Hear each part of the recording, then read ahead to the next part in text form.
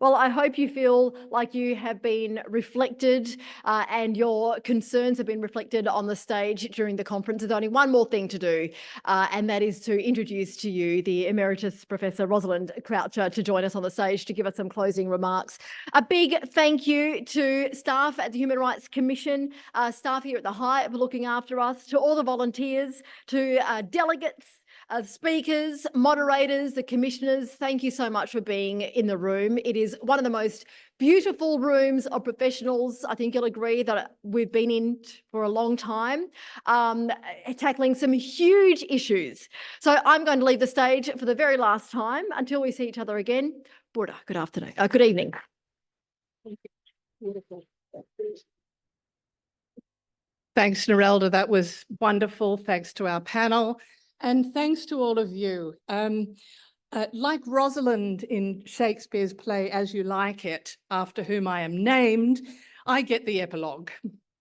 I've had plenty of time to speak in this conference, and my words are captured fulsomely in the Free and Equal final report. So in this final section, my epilogue, I want to reflect your words, what I've heard throughout this wonderful conference. And some of the themes that resonated so strongly with me throughout this magnificent time that we've shared together. Michael Kirby provided that prophetic, profound and magnificent contribution both last night and today.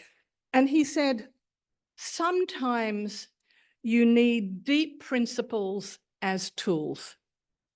Parliament is good at fixing problems of majorities, but it's the minorities, the voiceless, the invisible, that need us to see them and to give them a voice.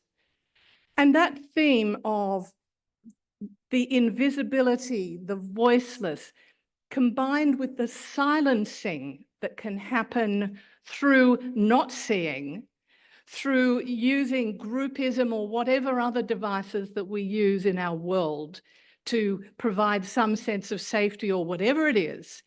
But the consequences for people are immense if they are not seen, if they are not heard.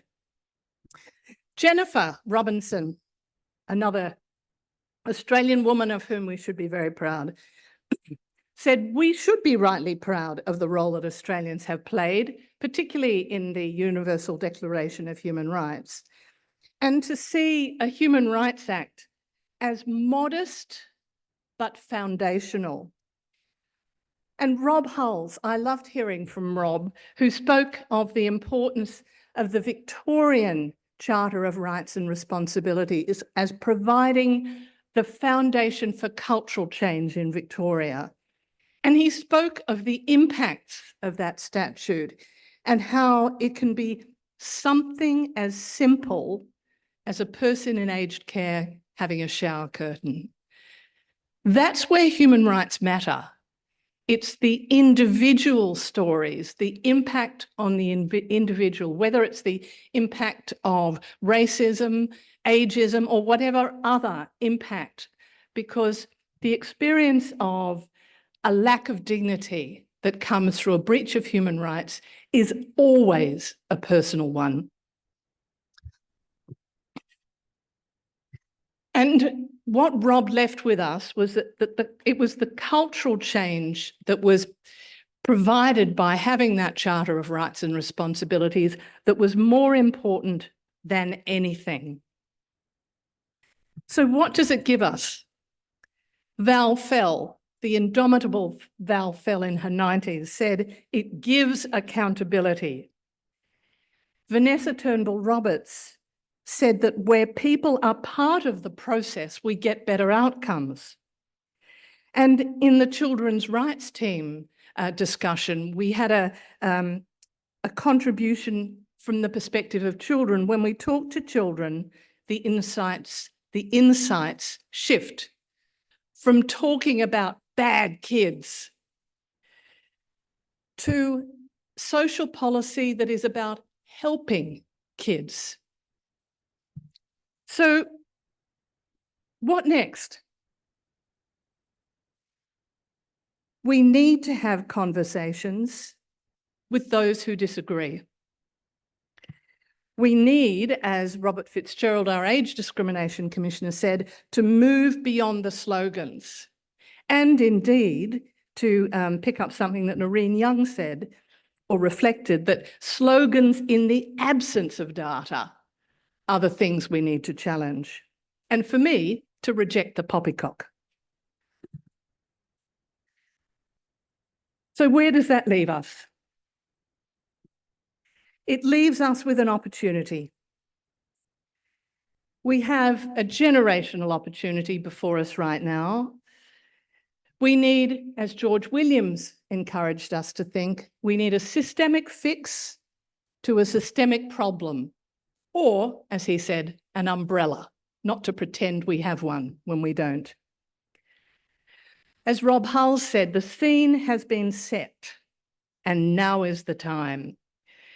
I was particularly struck by something that Hannah Divany said. She said that the little people need the big people to take up the fight. And what she saw as the Human Rights Act, the tools of which Michael Kirby spoke, it gives the tools for the little people to have the big people take up the fight. So on behalf of the Australian Human Rights Commission and all my commissioner colleagues who moderated so brilliantly a number of the panels throughout the day, I want to thank you for joining us today.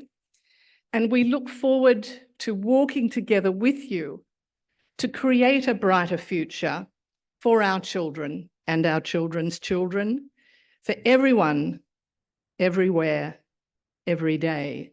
And as I said in the opening, so that we can honestly say to our children's children, the glad tomorrow.